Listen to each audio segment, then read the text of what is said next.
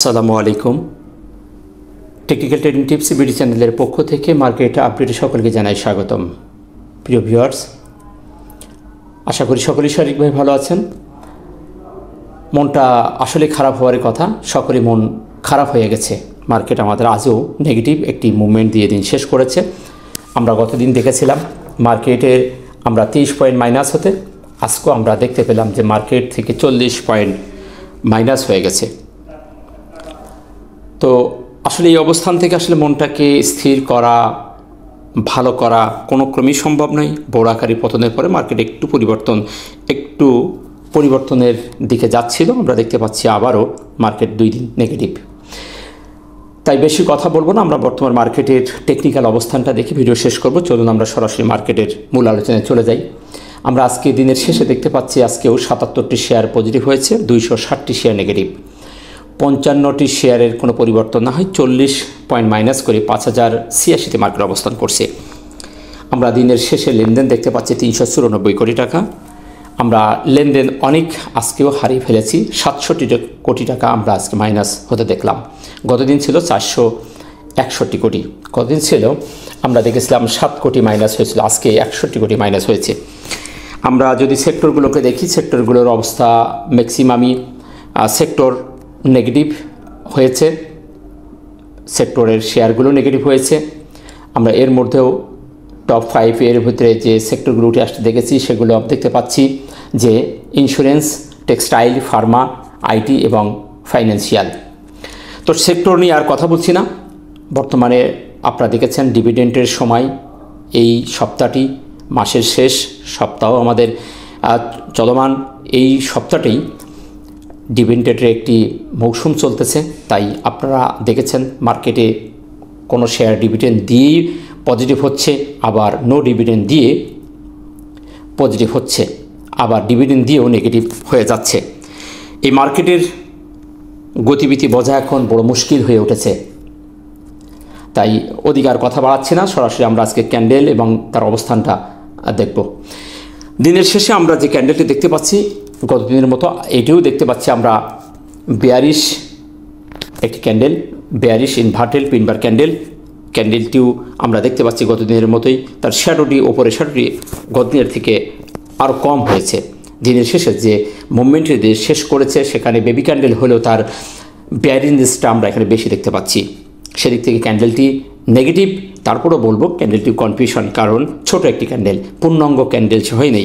যদি তার বডিটি আরও বড় হইতো তাহলে আমরা এটাকে একটি পূর্ণাঙ্গ ক্যান্ডেল বলতে পারতাম। তো যেহেতু ক্যান্ডেলটি কনফিউশন, তাই এখনও পর্যন্ত আমরা শিওরিটি বলতে পারবো না যে মার্কেট এখান থেকে আমাদের বড় আকারে ফল্ডের দিকে যাচ্ছে। মার্কেট কিন্তু একটি সাইডওয়াইজ হয়ে অবস্থান করছে। সেদিক থেকে ক্যান্ডেলটি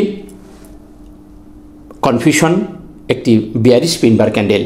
এখনও পর্যন্ত এখানে আমরা কনফিউশনের মধ্যে আছি। অবস্থানটি যদি বলি তাহলে আমরা দেখতে পাচ্ছি যে সাইডওয়াইজ হয়ে মার্কেট রয়ে গেছে। আমি গতদিন আপনাদের বলেছিলাম যে এখান থেকে একটি বক্স করে দেখিয়েছিলাম যে এই বক্সের মধ্যে কিন্তু মার্কেটটি থেমে গেছে। সুতরাং এই বক্সের বাইরে বেরোতে হবে, অথবা এর নিচেই যদি নেমে যায় তাহলে আমাদের মার্কেটের বড় পতন হবে, লড়লো করবে। এবং এই বক্সটা ভেঙে গেলেই আমাদের জন্য একটা ভালো পজিটিভ দিক আমরা দেখতে পাবো। সেটি হলো আমাদের মুভিং অ্যাভারেজের ভ্যালুর উপর উঠবে।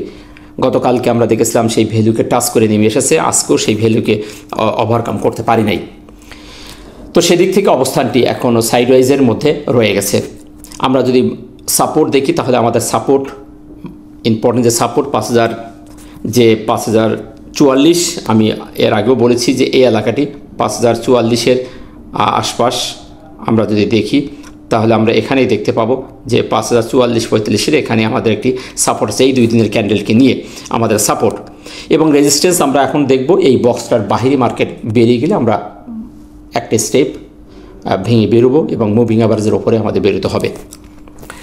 ভলিউমের দিক থেকে যদি দেখি, ভলিউম মার্কেটে কিন্তু অনেকটাই ভলিউম কমে গেছে। আজকে আমরা দেখতে পাচ্ছি 394 কোটি, এটি অত্যন্ত দুঃখজনক। ভলিউম কিন্তু ক্রমান্বয়ে কমছে।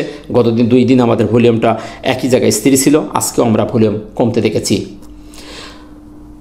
তো ভলিউমের ক্ষেত্রেও বলবো ভলিউমটা তত ভালো নয়, সন্তোষজনক নয়। মার্কেটের প্রাণশক্তি ভলিউম আমাদের বৃদ্ধি পেতে হবে।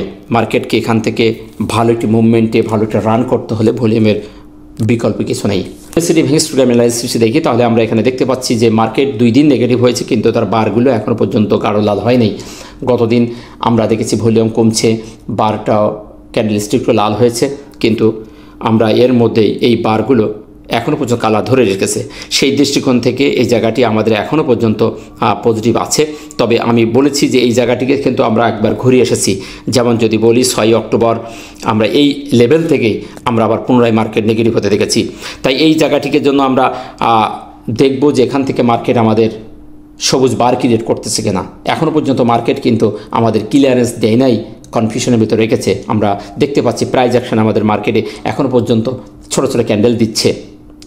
তো এখান থেকে এত উৎসাহিত হওয়ার কিছু নেই, নিরাশ হওয়ার কিছু নেই। এখান থেকে মার্কেট সবুজ বার যদি ক্রিয়েট করে তাহলে মার্কেট ভালো হবে। আবার এখান থেকে লাল বার যদি ক্রিয়েট করে পরপর 2 দিন, তাহলেই আমরা আবার বুঝবো যে মার্কেট আবার নেগেটিভের দিকে যাচ্ছে। তো আমাদের যে স্ট্রং সাপোর্ট, সেই সাপোর্টটি যদি না ভাঙে ততক্ষণই মার্কেট এখানে সাইডওয়াইজ হয়ে এখান থেকে আবার পুল ব্যাক করার সম্ভাবনা আছে। তো এই জায়গাটিকে কঠিনভাবে পর্যবেক্ষণ করতে হবে। তো এমএসসিডির এই টুলসের ভাষ্য অনুসারে মার্কেট এখনও পজিটিভ সিগন্যাল দিচ্ছে। যে কোনো সময় এখান থেকে সবুজ বার ক্রিয়েট করে সামনের দিকে যাওয়ার পসিবিলিটি আছে। যতক্ষণ পর্যন্ত এই বার কালার ধরে রেখেছে ততক্ষণ পর্যন্ত আমরা বুঝবো যে এখানে বায়াররা স্ট্রং ভূমিকায় আসার চেষ্টা করছে এবং তারা স্ট্রং আছে। এসআই আমরা দেখতে পাচ্ছি আজকে আরএসআই হয়েছে 34, মন্দের ভালো, এখনও 40-এর ওপরে যেতে পারছে না, 30 থেকে 40-এর মধ্যে ঘোরাঘুরি করছে। সুতরাং এখান থেকে 40-এর ওপরে যতক্ষণ না যাচ্ছে এবং 30-এর নিচে যতক্ষণ না যাচ্ছে ততক্ষণ পর্যন্ত আমরা এই জায়গাটিকে কনফিউশনের মধ্যে রাখবো। আশা করি বিষয়টা আপনারা বুঝতে পেরেছেন। এখান থেকে যে কোনো সময় 40-এর উপরে যাওয়ার সম্ভাবনা তার আছে, যেহেতু এখানে ঘোরাঘুরি করছে। আমরা দেখতে পাচ্ছি এই জায়গাটিকে 30-এর নিচে না আসা পর্যন্ত আমরা নিরাশ হব না। আশা করি বিষয়টি আপনারা বুঝতে পেরেছেন। সো এই ছিল মার্কেট নিয়ে সংক্ষিপ্তভাবে আপনাদের আপডেট দেওয়া।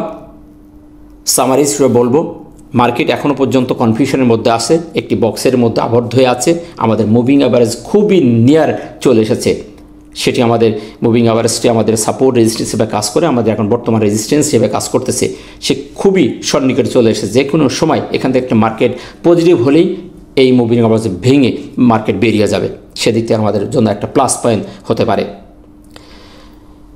তো এই বক্সের বাইরে যতক্ষণ উপরে অথবা নিচে না যাচ্ছে ততক্ষণ পর্যন্ত আমরা নিরাশ হব না, পর্যবেক্ষণে রাখবো। মার্কেটের গতিবিধি বোঝা এখন মুশকিল হয়ে দাঁড়িয়েছে, তাই সতর্ক থাকবেন, ভালো থাকবেন। দেখাচ্ছে নতুন কোনো ভিডিওতে।